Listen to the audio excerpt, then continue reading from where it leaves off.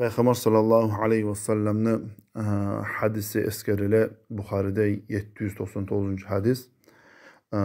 Rifa'at eskere bunu rafi'ne olanı. Bayta bir yazık biz Peygamber sallallahu aleyhi ve sellem'e bir namaz kılıp durağı zamanına ay bununla eskerilme kaystamız ekkenni bir alimler eski ayta markçamaz boğanni.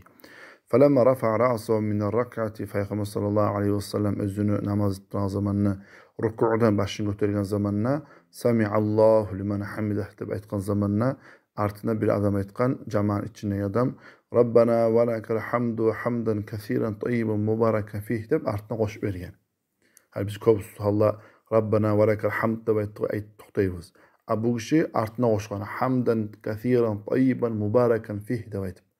فلما انصرف namaz kılıp bitken zamanı Peygamber sallallahu aleyhi ve sellem aytgan manil mutakallimu kim edi o söyleyen adam degan. O zaman onu ashab aytgan men edim degan. Peygamber sallallahu aleyhi ve sellem aytgan ra'aytu bid'atu ve 30 malakan yabtadirunaha ayyuhum yaktubuha awwalu. Men ney Peygamber sallallahu aleyhi ve sellem aytgan 30 neçesi malayını gördüm. Qaysımız birinçile şunu yazabız da aytıp ağla saygan degan. Ay 30 neçesi malayını gördüm degan Peygamber sallallahu aleyhi ve sellem qaysib şunun savabını yazabız da aytıp ağla saygan degan. Alimler aytlar şu adamni boy hafazat malaylar var. İnsanını amallarını yazgan malaylar var. Şu malaylardan gayrı daha başka malaylarda adamın amalını yazmağa buladı. Ve bunlar başka hadis eskileyen küzü dağda kökkö qaysibız götürebiz birincileyi de aytıp ağla saygan malaylar. Alimler aytlar bunda Peygamber sallallahu aleyhi ve sellem Mekkeli attında bu sanavını aymagan malaylarını 30 neçesi degen. Alimler aytlar 34 bolmağa bola.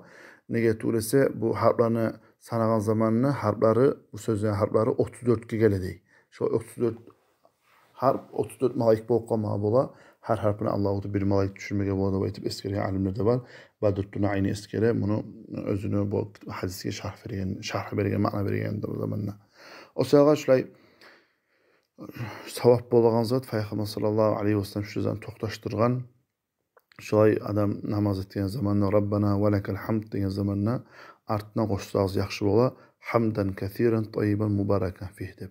Daha da başka dualar var. Bundan sonra okuygan Peygamber sallallahu aleyhi ve sellem okugan ullarını biraz qiyimsa, ma'nisi chetimsa öğrenmeye, bu şekilde duanı öğrenip savab kazanmağa qasd qılığız.